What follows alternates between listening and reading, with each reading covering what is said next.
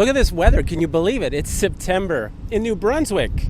Magnetic Hill is the place. You see the stage behind me, all its grandeur. AC/DC Rock or Bust. It's happening tonight. And check it out. I got some great new music here. Two of the openers we're going to go talk to. Big Sugar, an old fave with some new tunes. You've got to check it out. It's a great record. Calling All Youth. And also Vintage Trouble, One Hopeful Road. We're talking to those guys. They're my new favorite band. You got to check them out. VT, Vintage Trouble. Okay, let's go. Let's take a walk. We're going to go into the compound and talk to Vintage Trouble first, and then Big Sugar.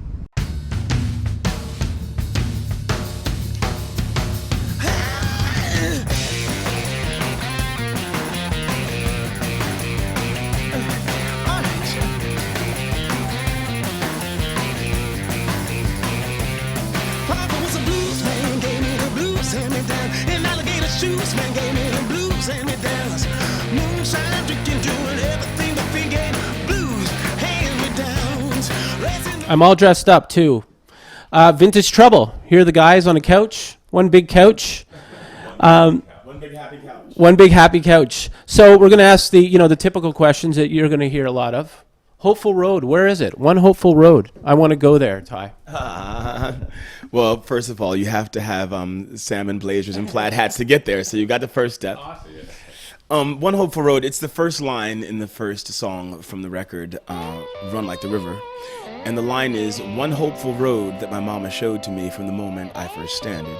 And really, what the Hopeful Road is, it's really more of a metaphor for the idea that it's going to be a long and winding and crazy and treacherous and bumpy road, but you just got to stay on it, and you got to use hope to get you over all the curves and the stumbling. However, some people need something more tangible than some kind of spiritual expression, like a one hopeful road. It works for me and you, but so we figured what we would do was kind of give it a real address, spell the number one and then hopeful, then capital R-D period, because it should be a place that people should feel like they can actually, get down and get into. And if people need a real spot, go to One Hopeful Road for all your dreams. And the thing that's funny about it is that we've gone to Google Maps, because you got to do it. We didn't think of this ahead of time, but then we Google mapped if there really was a One Hopeful Road, and there is a One Hopeful Road. The first one we found is in Alabama, but I refuse to believe that that's the only one there could be. Yeah. So it's within us, really. It's within us all, right? So also, too, I had to say, I first saw you, I have to say it, watching Rockstar and that whole thing going on there. We had a Maritimer, J.D. Fortune, who I know that was part of that whole thing. Sorry, you guys got to claim him. I know. Well, wait, no, Nova Scotia claims him, not New Brunswick. Nobody wants him. So, but you did great, and that's when I first heard your voice and stuff. You guys have played together in different formations, right? Other projects and stuff. What is it that makes this work? What is it that makes this chemistry work, right? Because that's kind of one in a million when you get it right. Well, I mean, maybe it's that it's still a friction from people coming from different situations, and when you're a musician and you're looking for a band, I think you're always dreaming of kind of get connected with some brothers who kind of create a specific sound, and we got lucky. We met up, and after 5 minutes, we kind of knew that this would be Vintage Trouble. Right.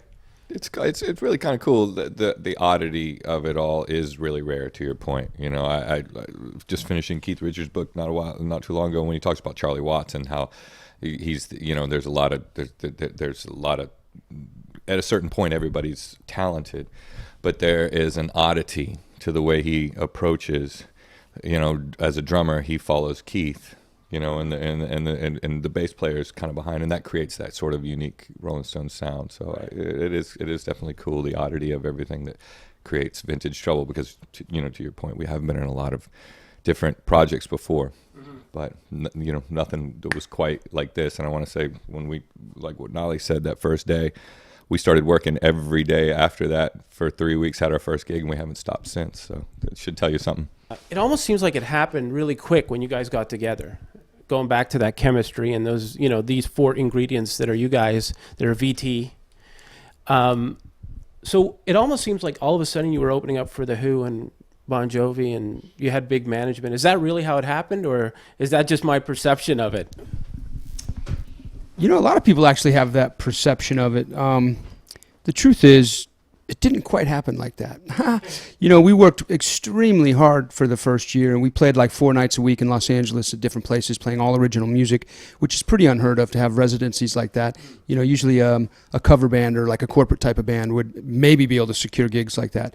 But what we did is we went out and we found gigs, and we made up our own gigs, and we kind of made our own places to play, and we made them, centered them around us, and we were able to create our own community and our own scene.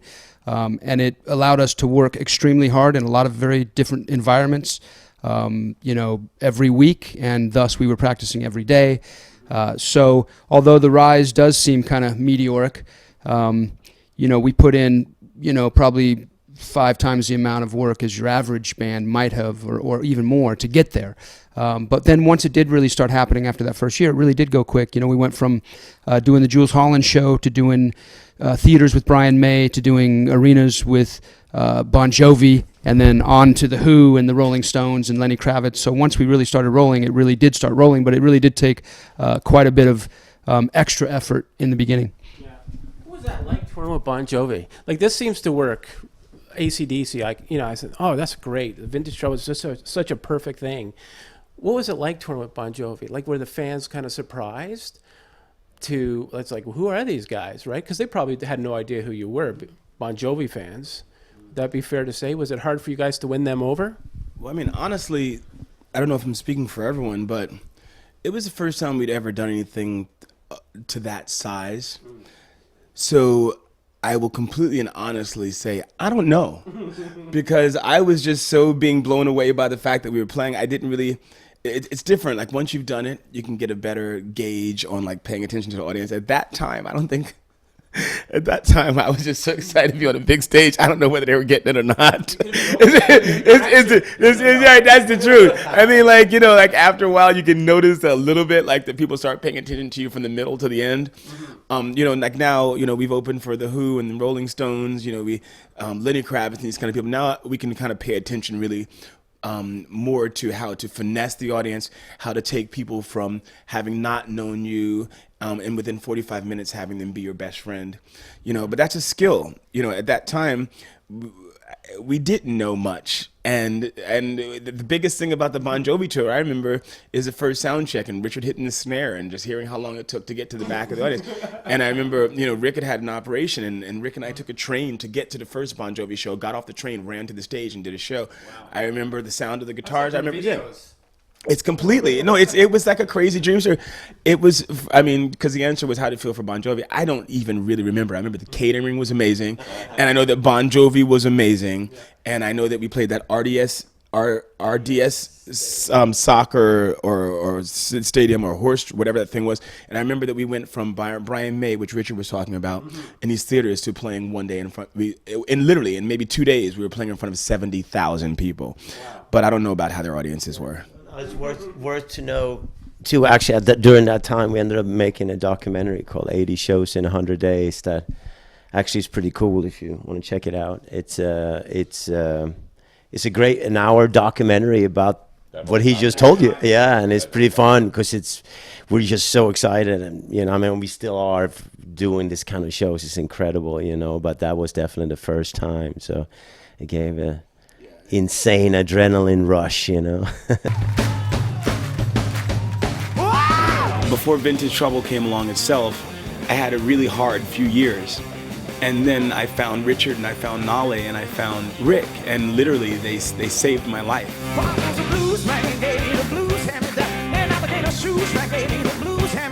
Vintage Trouble comes along, completely turns my world upside down, and gives me an opportunity to live my ultimate boyhood dream.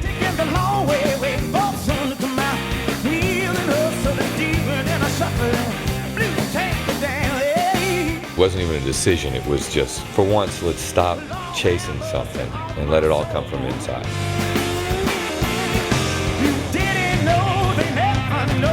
I've been writing music and working with music since I was a kid. It's the only thing I can do, really.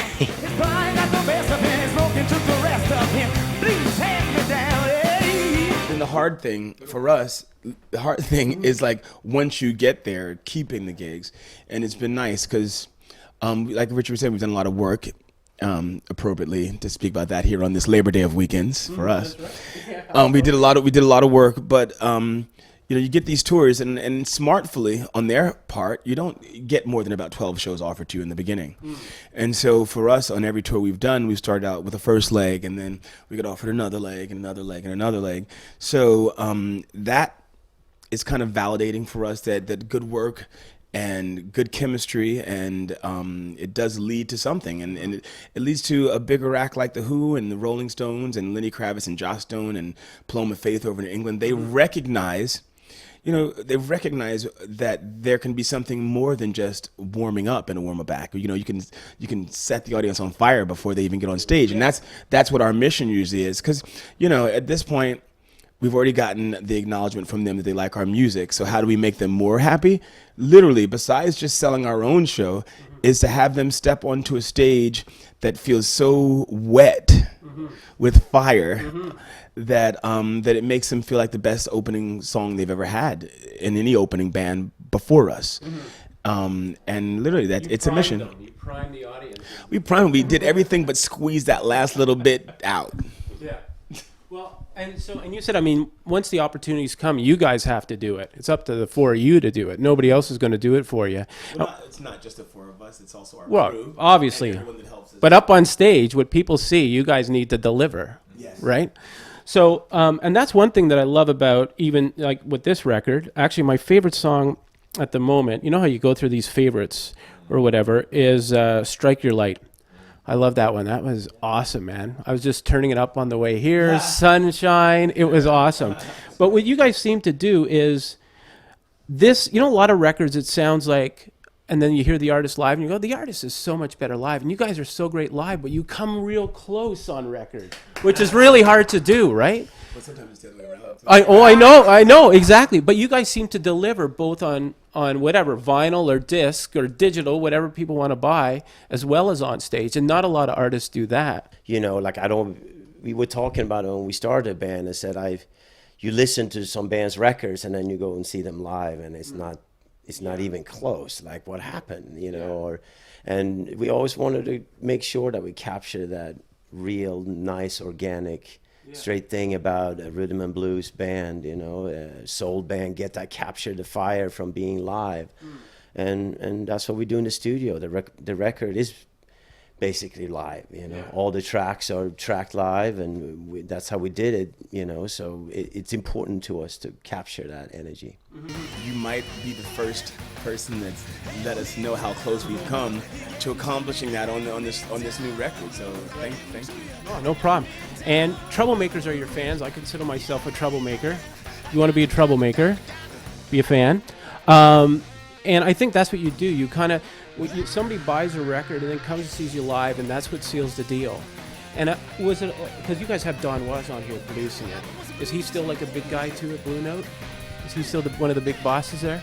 Yeah, he's the big Blue Note. I guess there are people, right? Yeah, there are people above him, I guess, as far as universal distribution and stuff like that. But with Don Was, I don't know. Everyone probably has a different Don Was story from the recording. I'll save some of the technical stories and not talk about that. For me, it was the little juicy bits he would tell us, like about how Tin Roof Rusted came up on Love Shack, or how they chose certain songs from Bonnie Raitt's album. He's a great storyteller, but some storytellers feel egocentric when they tell their stories. It's not that. He tells stories always that are kind of humanizing stories rather than listen how great I was to do this. Mm-hmm. Well, and that's, I think, how he probably related to you guys in that real primal way musically, right? And he's a bass player first, right?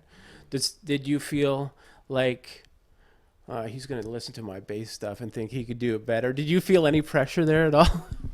No, not at all. As a matter of fact, the opposite. To Ty's point, he's just as good as it gets. He's like a Buddha, man. He's so disarming instantly, and one of the things is he's an inclusive type of personality, not an exclusive. And one of the things he sat down with us in the rehearsal room and listened to things, and what was great was immediately, he was picking out the essence, I think, of the song. We are so stripped down that between the bass and the guitar and the drums and the percussive aspect that we're trying to do all together, and what Ty's doing rhythmically and melodically, and harmonically, it's like this kind of great weaving of the things for us, and he's very much he thinks of everything as a whole.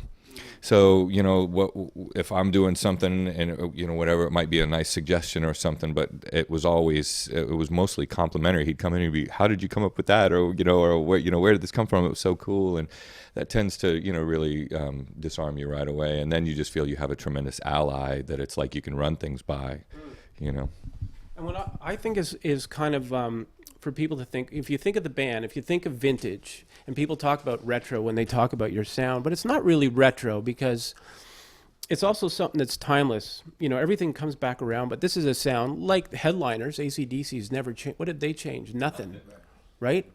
And people know what they're getting, right? And they're true to it. And I really see that in what you guys are doing. I mean, you could say retro is kind of a weird thing to say, because I think everything has to come back. It's not like you guys have to stay like, like a pop band like Duran Duran, bring in the hottest new pop person to, yeah, you know what I mean? You guys don't have to do that. I think that's kind of part of what the legacy is and what builds a career. Would you say that's something like you guys don't have to feel like you got to be anybody else but yourselves?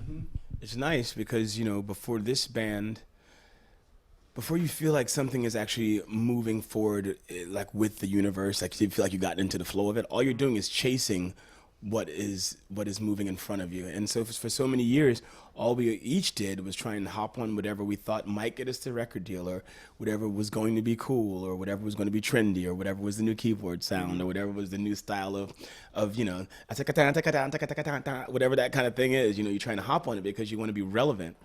When at the end of the day, what we just did was, like you said, you just think about what are the parts of you that will always be relevant, as an individual and as a band, and then you just make those into your music, and you don't have to ever feel like time is going to run out, or that you have to.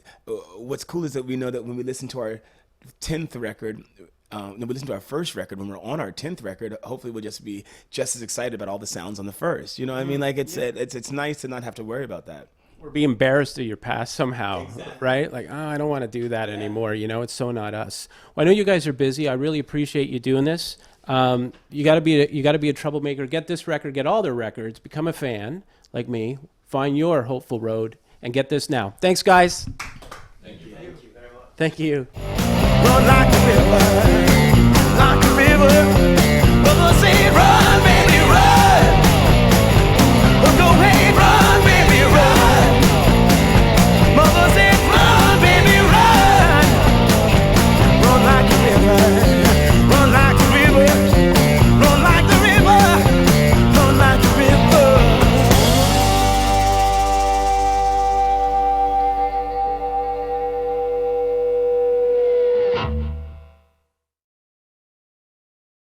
You're watching TV One, your community station.